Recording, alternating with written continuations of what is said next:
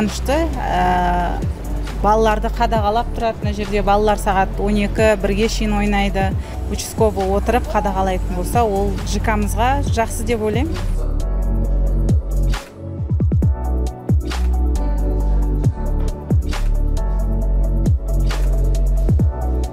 Я думаю, что полицейский участок, который будет внутри ЖК, это важно.